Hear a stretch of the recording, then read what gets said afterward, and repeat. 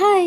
আজকে হচ্ছে আমাদের পাড়ায় শীতলা মায়ের পুজো। তো তাই জন্য সকাল সকাল ঘুম থেকে উঠে স্নান করে আগে গিয়ে মায়ের পুজোটা দিয়ে এলাম। ঠাকুর আনতে গেছে, বেশ কিছুক্ষণ সময় লাগবে, তো তাই জন্য আগে পুজোটা দিয়ে এলাম।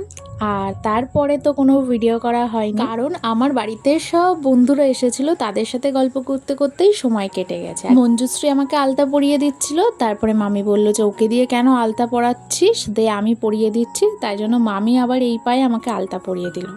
আর এইদিকে আমার হাতে যে মেহেন্দিটা দেখছো, এটা হচ্ছে শ্রেষ্ঠার কাণ্ড। আর মেহেন্দিটা দেখে মনে হচ্ছে যেন কোনো বাচ্চা আমার হাতে মেহেন্দি করেছে। যাই হোক, এখানে শ্রেষ্ঠার অনামিকা দিত পান্তা খেয়ে জোরদার ঘুম দিচ্ছে। রাহুলও এসেছিল, কিন্তু ওকে আর ভিডিওতে নেওয়া হয়ে ওঠেনি। আর এইদিকে আমি আর মঞ্জুশ্রী তো রেডি হয়ে গেছি দণ্ডি দিতে যাব বলে। মঞ্জুশ্রী এই বছর প্রথম পুজো দিচ্ছে, তাই ও একটু টেনশনে ছিল। আর এইদিকে মা সবাইকে শাড়ি পরিয়ে রেডি করিয়ে দিচ্ছে আর কি। এরপরে আমরা গেলাম পুজো মণ্ডপের দিকে। সারাদিন আর আসতে পারিনি, কারণ এত পরিমাণে গরম ছিল ওই দিন যে বাইরে বেরোনোই যাচ্ছিল না। এখন এসে তোমাদেরকে পুজোর একটুকুনি ভিডিও দেখাতে পেরেছি। এখন এখানে হোম হচ্ছে, হোম হয়ে গেলে তারপরে কিন্তু দণ্ডি হবে। আর দণ্ডি হয়ে গেছে। মায়ের ফোন থেকে এই ভিডিওর ক্লিপটা নিয়েছিল ধুনো পোড়ানোর সময়। আমাকে কি তোমরা দেখতে পেয়েছো? পুজোর সমস্ত কাজ মিটে যাওয়ার পরে দেখি সিন থেকে একটা পার্সেল এসেছে।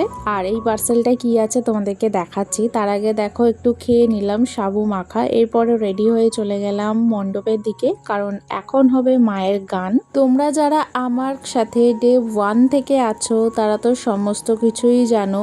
আমি প্রত্যেক বছরই এই রকম ব্লগ তোমাদের সাথে শেয়ার করি। আর এইদিকে দেখো, ওর ভিডিও করছি বলে কি নাটক করে কান্না করছে, আসলে কিন্তু কাঁদছে না। সিন থেকে বোনের জন্য এই টি শার্টটা নিয়েছি, কেমন হয়েছে অবশ্যই জানিও। প্রতিবারই তো কুপনে আমি আমার জন্য শপিং করি, এইবারেরটা বোনের জন্য করেছি। তারপর আমি 12টা বেজে যাওয়ার পরে খেলাম লুচি, আর তার সাথে ছিল ছোলার ডাল, আলু কুমড়ো পটল দিয়ে একটা তরকারি। আর এতক্ষণ পর এইরকম খাবার খেয়ে যে কি তৃপ্তি লাগছে কি বলবো। তো যাই হোক, খাওয়া দাওয়া করে আবারও চলে এসেছি মণ্ডপে। আর তারপরে দেখি যে দিদাও তো বেশ আনন্দ করছে। আর এইটা ছিল প্রায় শেষের দিকে গানে, তখন সবাই মানে যারা বয়স্ক মহিলারা ছিল তারা সবাই নাচ করছিল। আর আমার দিদাও গেছিল সেখানে জয়েন করতে। আমার যে কি ভালো লাগছে দিদাকে এরকম আনন্দ করতে দেখে। মায়ের গান শেষ হয়ে যাওয়ার পরে আমরা যারা জেগেছিলাম এতক্ষণ, তারা সবাই মিলে মাকে গিয়ে আরো একটা মন্দিরে রেখে দিয়ে এলাম। তো এইভাবেই কাটলো আমার পাড়ার পুজো।